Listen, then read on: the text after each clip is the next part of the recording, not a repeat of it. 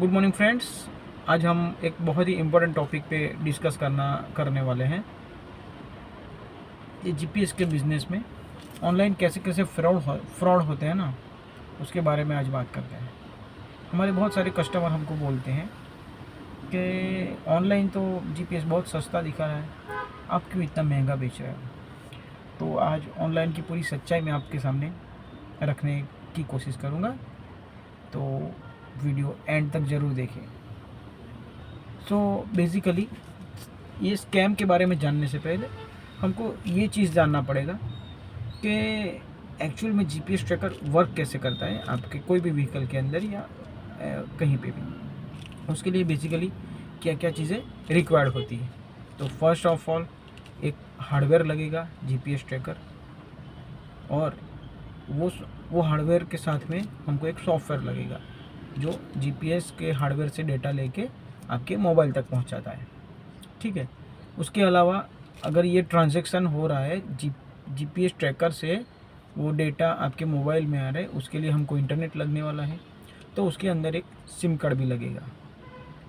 और जैसे ये हार्डवेयर हो गया, सिम कार्ड हो गया, सॉफ्टवेयर हो गया, पर उसको आपको आपकी गाड़ी में इंस्टॉलेशन भी करवाना पड़ेगा। तो कुल मिला के ये चार चीज़ें इम्पोर्टेंट है। एक हार्डवेयर, दूसरा सॉफ्टवेयर, तीसरा SIM card with internet connection, and चौथा है इंस्टॉलेशन एंड सर्विसेज।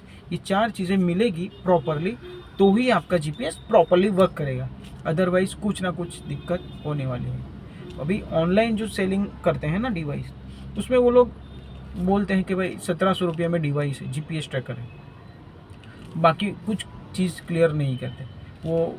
उसके साथ में सॉफ्टवेयर है कि नहीं है, सॉफ्टवेयर है अगर तो कितना सब्सक्रिप्शन है, 1 महीने का भी हो सकता है, 2 महीने का हो सकता है, जनरली वैसे चार्जेस काउंट होता है। फिर सिम कार्ड अंदर है कि नहीं, सिम कार्ड है तो उसमें एक्टिवेशन किया हुआ है या ब्लैंक सिम कार्ड है जिसको एक्टिवेशन बाद में कराना पड़ेगा, इंस्टॉलेशन अंदर इंक्लूड है या नहीं है। वो लोग 1700 में जीपीएस भेज देते हैं, कस्टमर को कुछ आइडिया होता नहीं है कि जीपीएस कैसे वर्क करता है, तो क्या होता है वो लोग 1700 में जीपीएस मंगवा लेते हैं। जब जीपीएस आ गया, फिर वो लोग कस्टमर केयर में फ़ोन करते हैं कि जीपीएस तो आ गया, अभी क्या करना है। फिर वो बोलेंगे कि आप किसी भी मैकेनिक के वहाँ पे जाओ और जीपीएस इंस्टॉलेशन करवा लो। मैकेनिक कम से कम 350 से 400 रुपये वो इंस्टॉलेशन का लगेगा। तो क्या हो गया, 1700 प्लस हम 400 रुपये, 300 रुपये काउंट कर लेते हैं, तो 1800, 1900, 2000 का जीपीएस पड़ गया। फिर से वो लोग फ़ोन करेंगे कि भाई जीपीएस तो स्टार्ट नहीं हो रहा है, तो फिर वो लोग बोलेंगे कि वो सिम कार्ड में रिचार्ज करवाना पड़ेगा। फिर कम से कम रिचार्ज मेरे हिसाब से 600 से 800 रुपये का होगा, जो पहले बताया नहीं होता है कस्टमर लोगों को। फिर बाद में उनको इसका भी खर्चा, अभी जीपीएस ले लिया है, इंस्टॉलेशन कर दिया है, कस्टमर के पास कोई और ऑप्शन रहेगा ही नहीं कि वो लोग कुछ और सोच सके, तो उनको कंपलसरी वो सिम कार्ड में रिचार्ज डलाना पड़ेगा। तो 2000, 2100, 2200, 2300, 2400, 2500, 2600, अभी तक 2600 का खर्चा हो चुका है।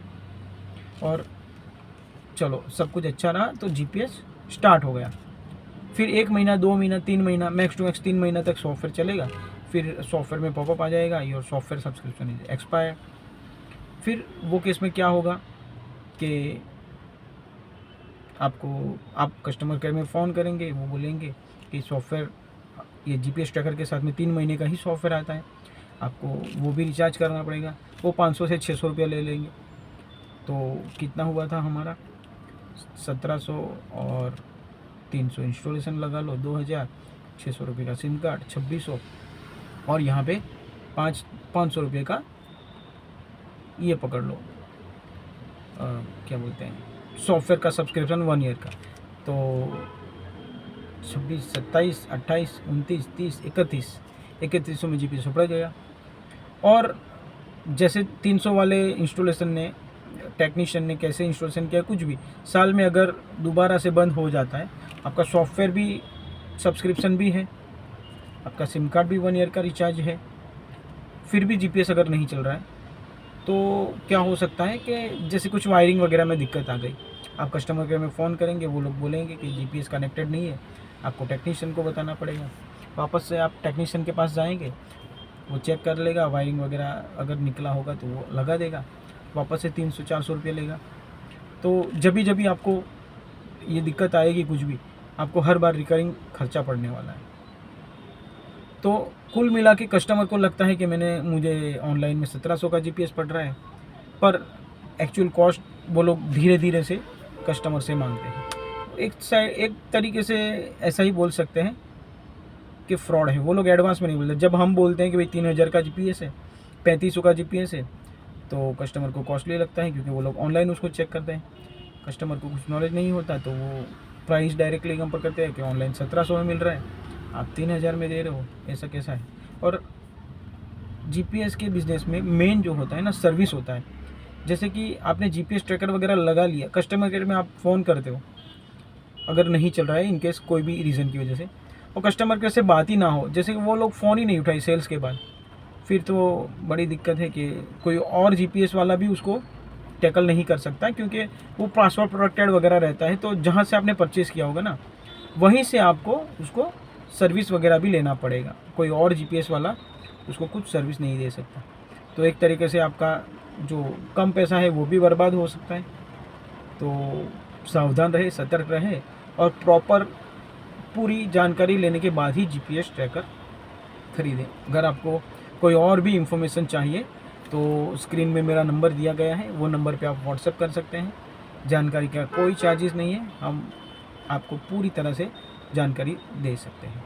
थैंक यू, धन्यवाद।